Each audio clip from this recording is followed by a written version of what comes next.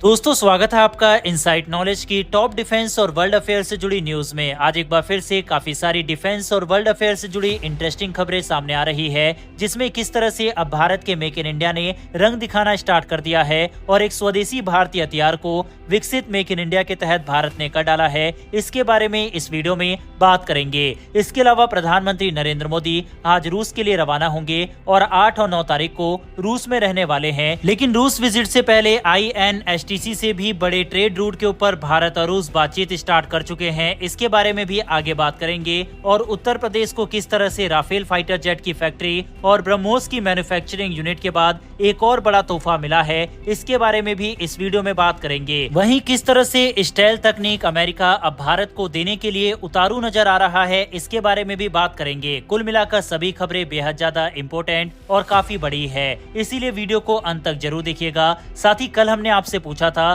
कि आप हमारे चैनल को कब से फॉलो कर रहे हैं, तो मुझे ये जानकर काफी आश्चर्य हुआ कि काफी सारे लोग हमारे चैनल को 4 से 5 साल पहले से फॉलो कर रहे हैं, जिसमें से कुछ सब्सक्राइबर जो पहले कमेंट वगैरह करते थे उनको तो मैंने पहचान भी लिया था। खैर, आपके इतने सारे कमेंट के लिए थैंक यू। साथ ही अगर आप में से कोई हमारे चैनल पर पहली बार आया है तो हम आपको बता दें कि हमारे चैनल पर डेली डिफेंस और वर्ल्ड अफेयर से जुड़े 10 से 15 खबरें सुबह और शाम अपलोड होती है। अगर आपको डिफेंस और वर्ल्ड अफेयर से जुड़े टॉपिक में इंटरेस्ट है तो नीचे दिए गए सब्सक्राइब बटन को प्रेस कर बेल आइकन को दबा ले, जिससे हमारी डेली वीडियो आप तक सबसे पहले पहुंच सके। तो चलिए अब स्टार्ट करते हैं इस वीडियो को। पहले बात करते हैं दोस्तों उत्तर प्रदेश से आ रही खबर से। वैसे मैं भी उत्तर प्रदेश से हूं, आप किस जगह से ये वीडियो देख रहे हैं कमेंट बॉक्स में लिखकर बताइएगा। दरअसल दोस्तों उत्तर प्रदेश को लगातार बड़ी बड़ी डील मिल रही है। हाल ही में ये खबर सामने आई थी कि नोएडा के जेवर एयरपोर्ट के पास डैसोल्ट एविएशन जमीन देख रही है, जहां पर राफेल के लिए मैन्युफैक्चरिंग यूनिट को खोला जाएगा और हो सकता है कि भारतीय एयरफोर्स को मिलने वाले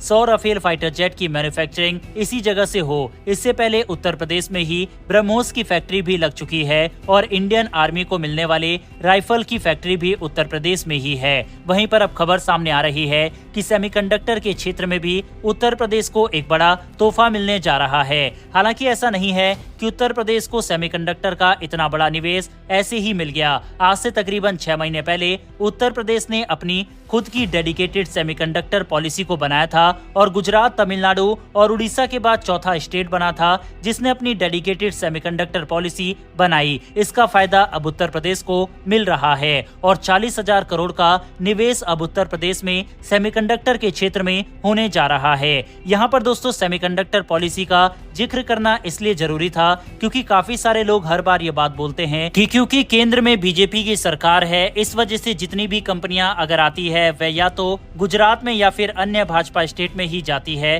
तो मैं आपको बता दूं उसके पीछे कारण यही है कि गुजरात निवेश के लिए काफी ज्यादा छूट देता है। मतलब केंद्र सरकार तो देती ही है, राज्य सरकार भी ज्यादा छूट देती है, जिस वजह से ये सारी कंपनियां प्रेफर करती है गुजरात को। सेम इसी तरह से उत्तर प्रदेश ने भी जब अपनी खुद की डेडिकेटेड सेमीकंडक्टर पॉलिसी बनाई थी, जिसके तहत कंपनी को किस तरह से छूट और आकर्षक ऑफर दिया जाएगा, तो ऑटोमेटिक जो सेमीकंडक्टर कंपनी निवेश भारत में करना चाहती है या फिर भारत की ही कंपनी सेमीकंडक्टर के क्षेत्र में निवेश करना चाहती है तो वह यूपी, गुजरात, तमिलनाडु और उड़ीसा में से ही किसी एक को चुनेगा। वहीं पर अब बात करें इस निवेश की जो कि उत्तर प्रदेश को मिल रहा है, आप स्क्रीन पर आर्टिकल देख सकते हैं जिसमें लिखा हुआ है कि यूपी की जो सेमीकंडक्टर पॉलिसी है उसकी वजह से 40,000 करोड़ का निवेश उत्तर प्रदेश को मिला है और 32,000 यूपी के लोगों को इसकी वजह से रोजगार मिलने वाला है। आपको बता दें 40,000 करोड़ का निवेश यूपी को मिलने जा रहा है। इसमें 4 कंपनियों के द्वारा ऑफर दिया गया है और ये चारों कंपनी भारतीय है। उत्तर प्रदेश को मिले इस बड़े निवेश के ऊपर आपकी क्या राय है, कमेंट बॉक्स में लिखकर बताइएगा। बढ़ते हमारी अगली खबर की तरफ। ये खबर दोस्तों अमेरिका से निकलकर सामने आ रही है। दरअसल जहां एक और प्रधानमंत्री नरेंद्र मोदी रशिया विजिट के लिए तैयार नजर आ रहे हैं, तो वहीं दूसरी तरफ अब अमेरिका नए नए ऑफर भारत को दिए जा रहा है। अमेरिका नहीं चाहता कि भारत और रूस के बीच कोई ऐसा समझौता हो जाए जिसके बाद अमेरिका के रास्ते भारत के डिफेंस मार्केट में पूरी तरह से बंद हो जाए, क्योंकि मैं आपको बता दूं कि इस समय अमेरिका से कई तरह की डिफेंस डील भारत की होने की संभावना है, जिसमें MQ-9 drone, jet jet engine और F-15EX या फिर F-18 फाइटर जेट भी लाइन में लगे हुए हैं। लेकिन पिछले दिनों ये खबर सामने आई थी कि हो सकता है कि भारत एक बार फिर से FGFA प्रोजेक्ट में इंटरेस्ट दिखाए और रूसी Su-57 को कंसीडर करने के बारे में सोचे। वहीं और भी अलग अलग तरह की खबरें रूस और भारत के बीच में संभावित डील को लेकर इस समय आ रही है। इसके बाद अमेरिका काफी ज्यादा डेस्परेट दिखाई दे रहा है। पहले उसके द्वारा भारत को ये धमकी दी गई थी कि जो भारतीय कंपनी रूस के साथ अभी भी व्यापार कर रही है उनके ऊपर सैंक्शन की तैयारी अमेरिका कर रहा है। लेकिन जब अमेरिका ने देखा कि धमकी से बात नहीं बन रही तो अब अमेरिका भारत के लिए एक से बढ़कर एक आकर्षक ऑफर दे रहा है। दरअसल खबर आ रही है कि अमेरिका भारत के लिए एमका फाइटर जेट की इंजन तकनीक देने के लिए तैयार नजर आ रहा है। अब दोस्तों यहाँ पर काफी सारे लोग कंफ्यूज हो जाते हैं कि यार इतने सालों से हम लगातार इंजन को लेकर खबरें सुन रहे हैं, कभी फ्रांस से खबर निकल कर आती है, कभी अमेरिका से निकल कर आती है, तो कभी बताते हैं कि डील हो गई, कभी बताते हैं कि डील के लिए ये देश मान नहीं रहा। तो मैं आपको थोड़ा सा सिंप्लीफाई कर देता हूँ। दरअसल भारत के पास फाइटर जेट का इंजन अभी डेवलपिंग स्टेज में है। यही कारण है कि फाइटर जेट के लिए हमें इंजन अमेरिका से लेना पड़ता है। भारत के तेजस फाइटर जेट के लिए ऑलरेडी अमेरिका से इंजन डील साइन हो गई है और अमेरिका से ही इंजन आते हैं। इसके अलावा तेजस मार्क 2 को लेकर भी भारत और अमेरिका के बीच में डील साइन इसी साल हुई थी, जिसके तहत अमेरिका तेजस मार्क 2 के लिए भी इंजन सप्लाई करेगा। वहीं एमका फाइटर जेट के लिए भारत की ये योजना थी कि भारत अमेरिका या फिर फ्रांस और यूके में से किसी एक देश के साथ मिलकर एक नया इंजन को बनाए और उसको एमका में इंडक्ट किया जाए। लेकिन इसमें भारत की कंडीशन ये थी कि जो हम ये इंजन बनाएंगे उसकी transfer of technology, IPR rights वगैरह सब भारत के पास होने चाहिए। और इसी को लेकर बातचीत भारत की अमेरिका, फ्रांस और यूके से चल रही है। वहीं अमेरिका ने स्टार्टिंग में ये कहा था कि हमारी संसद इसको अप्रूव नहीं करने वाली कि हम IPR और ट्रांसफर ऑफ टेक्नोलॉजी दोनों भारत को दे दें। लेकिन अब अमेरिका के द्वारा ये कहा जा रहा है कि एमका फाइटर जेट के लिए हम भारत की शर्तों के साथ डील करने के लिए तैयार है। आई होप दोस्तों आपको ये खबर अब समझ में आ गई होगी और इंजन को लेकर जो अलग अलग न्यूज आती थी और जो भी कंफ्यूजन था वह अब दूर हो गया होगा। लेकिन सवाल ये उठता है कि क्या भारत को एमका के इंजन के लिए अमेरिका के ऊपर भरोसा करना चाहिए या फिर नहीं, क्योंकि एमका एक फ्यूचरिस्टिक हथियार है और इन फ्यूचर भारत के अमेरिका के साथ कैसे रिलेशन रहने वाले हैं ये हमें फ्यूचर में ही पता लगेगा।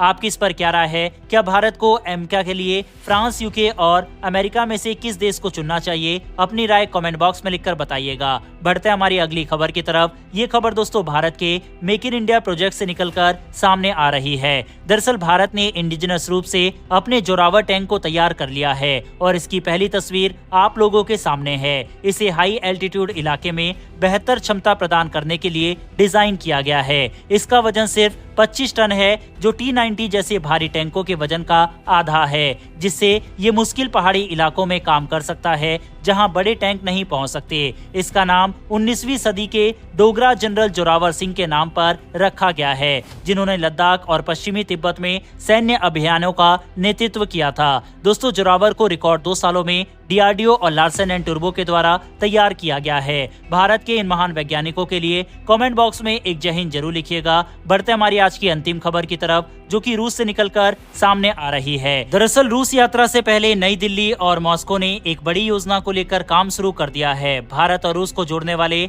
चेन्नई व्लादिवोस्तोक समुद्री मार्ग को विकसित करने के लिए दोनों देशों की सरकारों के बीच बातचीत तेज हो गई है। अधिकारियों ने बताया है कि पूर्वी समुद्री गलियारे EMC के जरिए परिवहन शुरू करने के लिए कई व्यापारिक संघों और शिपिंग लाइनों से बातचीत की गई है। रिपोर्ट के मुताबिक केंद्र शिपिंग मंत्री सर्बानंद सोनोवाल सितंबर में पूर्वी आर्थिक मंच में भाग लेने के लिए रूस का दौरा करने वाले हैं। उसके पहले अगस्त में रूस के व्यापारियों और सरकारी अधिकारियों का प्रतिनिधिमंडल मुंबई के दौरे पर आएगा। मुंबई दौरा करने वाले अधिकारियों में रूसी राष्ट्रपति के सलाहकार एंटोन, रूसी विदेश मंत्री सर्गेई लेवरेव, सुदूर पूर्व और आर्कटिक विकास के लिए रूसी कौंसिल जनरल, रूसी प्रतिनिधिमंडल के शामिल होने की उम्मीद है। अगर दोस्तों ये व्यापार मार्ग भारत और रूस के बीच में शुरू हो जाता है तो ये भारत और रूस के बीच में एक सीधा व्यापार का रास्ता खोल देगा और ये भारत और रूस दोनों के लिए गेम चेंजिंग साबित होगा। अब ये देखना इंटरेस्टिंग होगा, भारतीय प्रधानमंत्री रूस की यात्रा पर जाते हैं तो क्या कोई खबर व्लादिवोस्तोक चेन्नई व्यापार मार्ग को लेकर सामने आती है या फिर नहीं। लेकिन कुल मिलाकर एक बात तो साफ है